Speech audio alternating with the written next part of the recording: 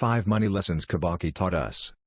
Welcome to Income Redefined YouTube channel, where future millionaires come to get inspired. We are here to give you credible content that can be verified. We research all info before posting. Nevertheless, there is a disclaimer: we are not financial advisors. All information shared here is for educational purposes only. As you watch this video, please remember to hit or smash the like button. We would highly appreciate it if you subscribe to our channel and ring the notification bell as well. Today we are going to discuss 5 money lessons that His Excellency the President Kibaki taught us during his tenure as President of Kenya.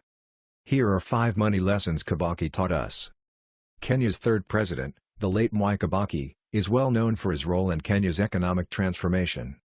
He was not a perfect man, and this is not a piece seeking to eulogize perfection, but rather one that seeks to highlight how his tactics can be used to improve personal financial health. During my pursuit of a first degree at Makerere University, it was impossible to avoid the legend of Kibaki. He graduated with a first-class honors degree in economics at the same institution, where he set a record that has stood the test of time.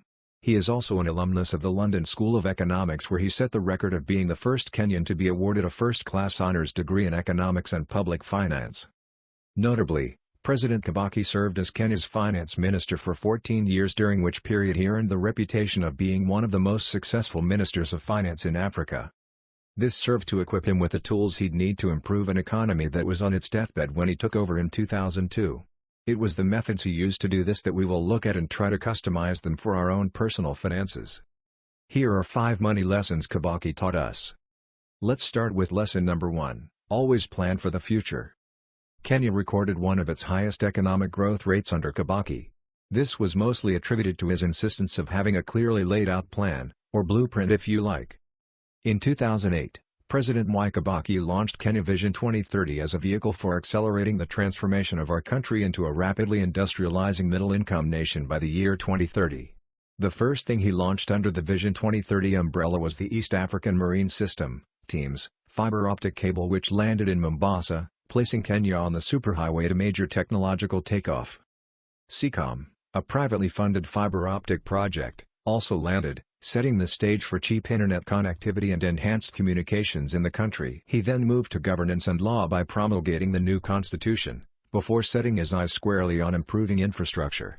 From Thika Superhighway, to revamping the Madaraka Express as well as the SGR, everything was clearly planned out in the Vision 2030 document. This can be used when it comes to personal finance as well. Setting clear, short, mid and long-term financial goals goes a long way in ensuring sustainable growth. Experts always point out the importance of having one's plans written down, as this serves as a reference point once you start ticking on milestones achieved on your journey to financial freedom. Lesson number 2, make money moves in silence. Silent moves make for loud results. This can be argued as the late president's modus operandi, as he rarely looked to cause any kind of ripples when going about his grand plan to transform the country. He seemed to prefer making moves in the shadows and only surfaced once everything was already in place, always pointing out that the results would speak in his stead. For example, he publicized his grand plans for Thika Superhighway once he had secured all the resources, including funding, as opposed to hyping it up beforehand. This was one of his favorite moves, with Kenyans going as far as saying that the president just didn't like talking that much. When it comes to personal finance, the same principle can be applied to great effect if done correctly. Regardless of your age, you must have accepted and come to terms with the money truths, so it is time to start getting serious about managing your money and making moves in the shadows by making a realistic budget, building an emergency fund, saving for retirement now and investing as soon as possible. You need not share all your plans or progress on your social media platforms, just keep working on yourself and the results will speak for themselves. Lesson number 3, surround yourself with smarter people.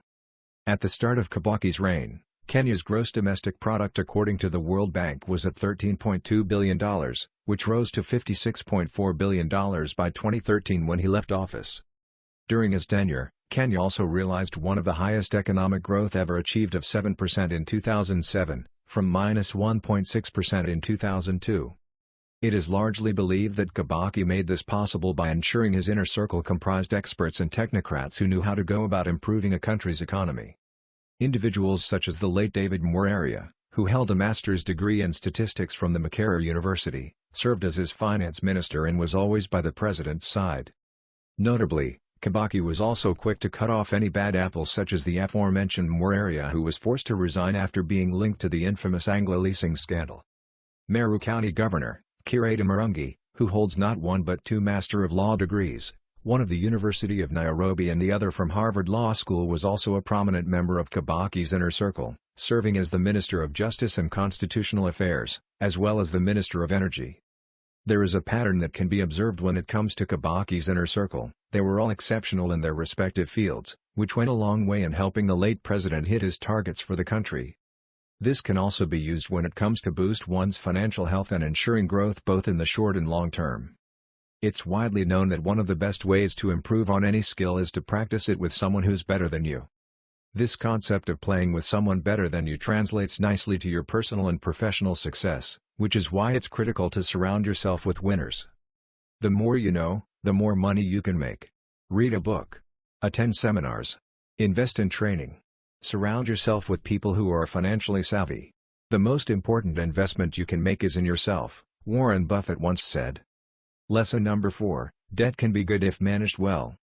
Between 2003 and December 2012, Kibaki increased the size of the Kenyan economy from slightly more than KSH 1 trillion to KSH 6.4 trillion, leaving behind an economy 5 times larger than when he took office. His record-breaking path towards boosting the country's economy was characterized by debt, both domestic and foreign.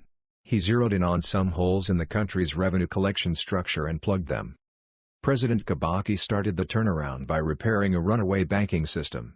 He slashed sky-high interest rates. By January 2003, banks were selling loans from street kiosks, and alternative lending to the private sector was propelling the economy to an 8% growth rate by 2010.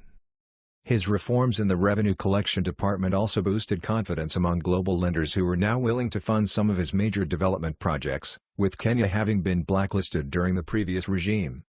The late president showed that debt can be used to spur growth if managed diligently. This applies to personal finance as well. Beginners confronting their personal finances for the first time perceive debt as a boogeyman, a villain hovering overhead, attempting to trap people in inescapable cycles of minimum payments and late fees. Or, at the very least, something to be avoided at all costs. However, we now know that having a healthy amount of debt is almost necessary for growth, but taking on a lot of small debts on a regular basis can be very dangerous to your bottom line. When we talk about good debt, we usually mean debt taken on to help advance your future income or increase your net worth. Examples include student loans, mortgages, etc. Bad debt, on the other hand, is debt that is incurred with no real long-term benefit, such as debt for share hay. The rule of thumb is to eliminate all bad debts. Lesson number 5, partners can be a great asset. The late President Kibaki was also famous for collaborating with some of his rivals to ensure his government's economic development plan stayed on track. Some of the partnerships, such as his duo government with former Prime Minister Raila Odinga, may have been forged on the back of one of Kenya's darkest hours, but it birthed a period of reconciliation and growth. A firm believer in the two heads are better than one mantra, the late president was always open to teaming up in order to achieve set goals. He not only partnered with individuals, but institutions, such as banks, as well. It was his progressive economic policies, developed under the ambitious economic blueprint, that enabled local banks which had been dwarfed by international banks to sprout into the giant financial institutions they are today. SACCOs also thrived under his tenure, as he was always pushing for a saving and investing culture that was hinged on collaboration. This can also be employed when it comes to personal financial management. Pooling funds and collaborating in investment projects is always better, as it not only spreads risk but also creates a bigger pool of money. The late president will be remembered for his many achievements, but to me, he will always be Kibaki the economist. Thanks for watching this video. Do not forget to spread the love by sharing it with your friends so that they can be educated as well. Thank you. Stay awesome.